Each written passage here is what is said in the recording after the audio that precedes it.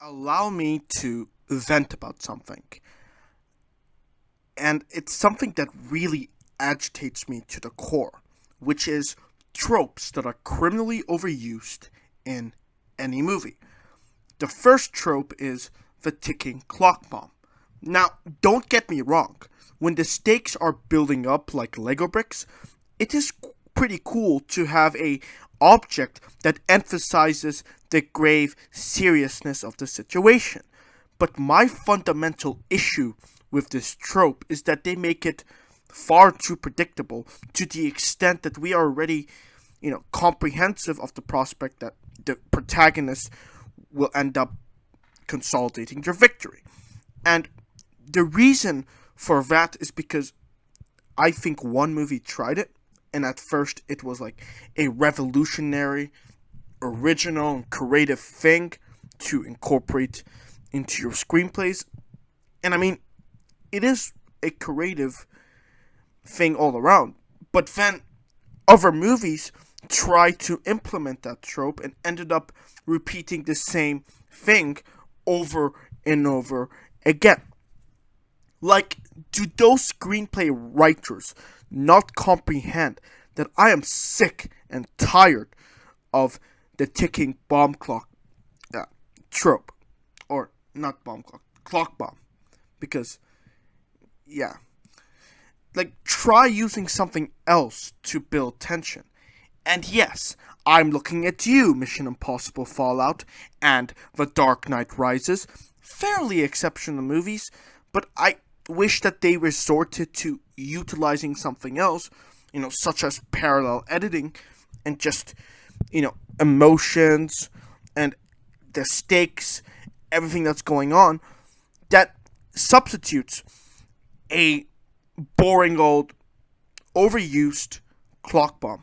But hey, that's only my take on this trope. Maybe there are some of you that actually like it. Let me know if you do, because we all have different tastes when it comes to movies. The second trope that I think is criminally overused are the stupid, damn breakfast scenes.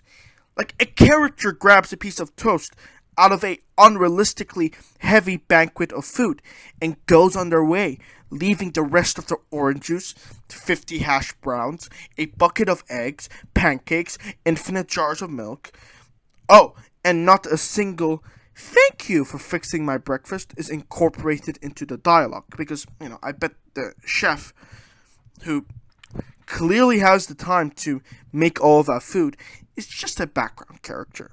You know, talk about taking advantage of every character and subplot and using it to elevate the movie. But whatever. They are the breakfast side characters, I suppose. I am no boomer, but what's wrong with these darn millennials leaving food around? Okay, that was pretty bad. Moving on to another trope that I really don't like. And that's when a writer is too lazy to resolve some pivotal plot threads. But then, because they're too lazy to resolve what needs to be resolved, they leave everything as an open ended cliffhanger. I despise this trope with every fiber of my being, because when you don't get a sufficient amount of the story done, it is a disservice to your audience. You're basically flipping the bird on them and saying, "What? You expected more?" I mean, when you try to construct hype and anticipation for your plot and movie, and you stab your audience in the back like that, then I am sorry, but you are really disrespecting the audience's time and investment in your story. There are many ways that we are invested into your story. But for crying out loud, we paid for a ticket to watch how you're going to deliver your narrative. Because for all I know, the screenplay might have potential to become a masterpiece like, The Godfather or Lord of the Rings, or even better. But then, when you don't give the full story to the audience, why must we assume that the story is worth sticking around for when viewing a motion picture? Like, I don't care what you said in an interview. I don't care what your intentions were behind the scenes and leaving everything unresolved. I'm an average moviegoer. I don't give a shit about your rationale behind why you do what you do in the screenplay. But I care about what leaves me satisfied when I'm either reading, watching, or listening to your story.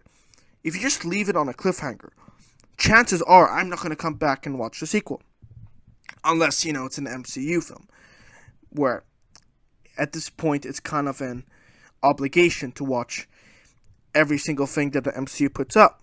But I digress to say that your job is to entertain us.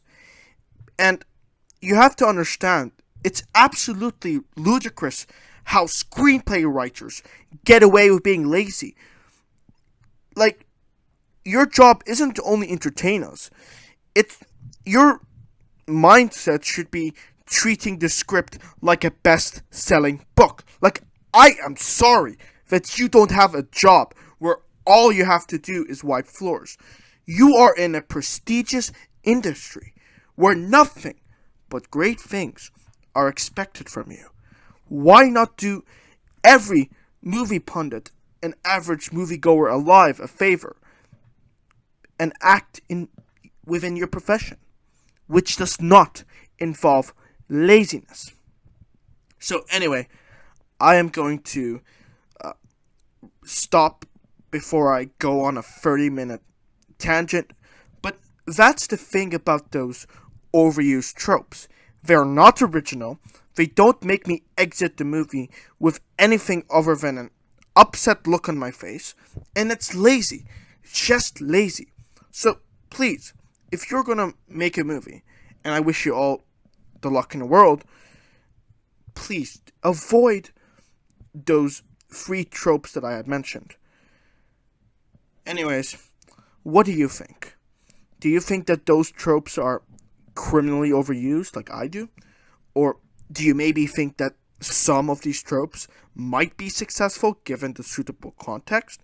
I mean, I think so, I guess. Because, Inception embraced the quote, it was all a dream trope. But at the end of the day, that movie was centered on the prospect of dreams. And I think that really worked for the premise of Inception. So again, I don't know. I guess it varies. It might or might not even work depending on the context. Regardless though, whatever your thoughts are about tropes that are criminally overused in a movie, let me know in the comment section below or our Twitter inbox at Cinema Courtroom.